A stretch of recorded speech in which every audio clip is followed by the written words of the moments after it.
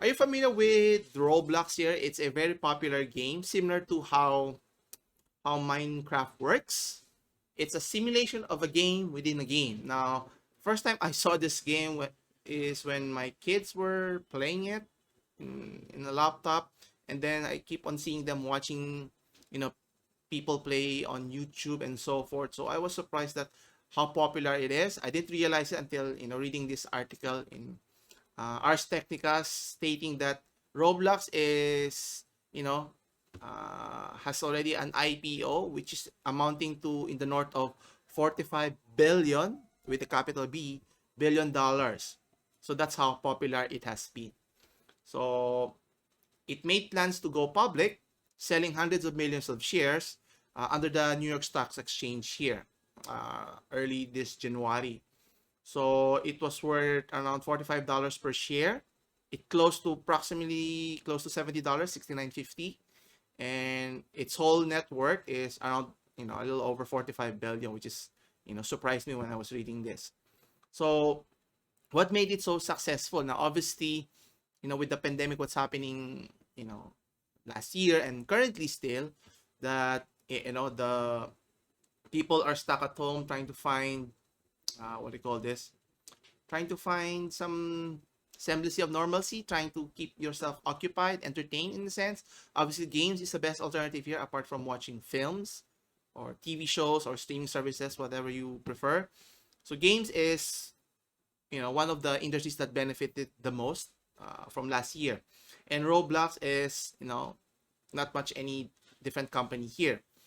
But one of their key advantages is that they are able to increase their revenue as well as their user base, but they're still struggling in terms of converting those huge growing revenues into profit. So what made it so? Let's take a closer look in the article here. So you can see here that Roblox incredible 45 billion IPO. So let's see here. So you can see here, so they started way back in 2017. They roughly have about, less than a billion worth when they started. But when 2020 rolled around, it's already around 3.9 billion dollars, right? But when 2021 turned around, it skyrocketed significantly. So as you can see here, so from 3.9, it jumped to almost $30 billion. And by the time it settled after the release of their IPO, it's already in the north of $45 million here. Now, there's some interesting statistical data that they have here that I'd like to share with everyone. So as mentioned here, in terms of their valuation, it has grown significantly from 500 million all the way to 45 billion in a span of 4 years here. Now, in terms of comparisons with other companies that are in the same industry, so you have Ubisoft, you have Take-Two, and EA or Electronic Arts. Now, if you look at that, Roblox worth valuation pales in comparison to those previous three companies as mentioned, and it's only uh, overtaken by Activision, which is double the amount of Roblox, and even Tencent, which is almost in the north of $1 trillion already. But will they be able to continue their success? We don't know, but let's further investigate. So in terms of their earnings, so you can clearly see here they're generating revenue here. From 2018, they only generated a little over 300 million to last year, which they tripled their earnings to almost $1 billion for 2020.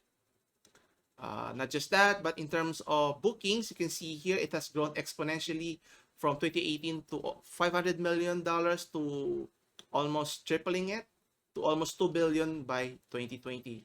Despite that, their net losses has also increased significantly from 88 million in 2018 to 253 million by 2020. What's interesting here, their customer base has been steadily growing. You can see here for 2018 quarter 4, they have a customer base or active users little less than 14 million. But by the time pandemic came around, that has already doubled or even tripled to as much as 37 million users. So by last year, they have an average user of almost 60 million, 60 million users daily. And then total playing time, you can see here that it has accumulated almost a little over 30 billion hours worth, and that's roughly 3 hours of daily active users per day spending online here.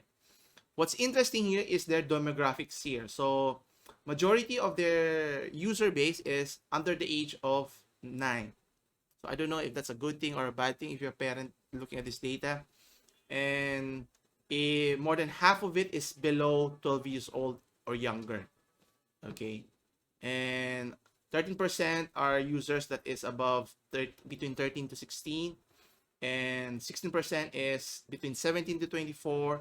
And 14% is only above 25 and older. So which goes to show you a big chunk of their user base, roughly 56, almost 80%, right? 80 to 90% of their total base users are young children, young male and female, or young adults, if you want to consider 70 to 27. And what's interesting here in terms of the preferred platform that the customers or the consumers or the gamers are using. So I would assume it would be on a PC or even in any consoles, whether it's Xbox, PlayStation, or even a Switch here.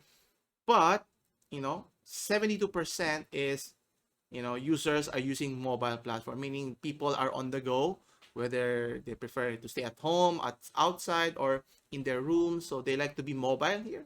Just kind of surprising. And majority of their users are primarily in the US and Canada region, which comprises of 33%.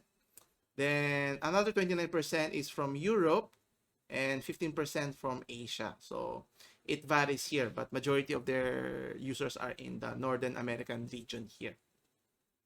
And as mentioned here, so it's really popular, but the question here is, will they be able to sustain it in the long run here, or will it be a one-hit wonder like many other games that have come and gone so far?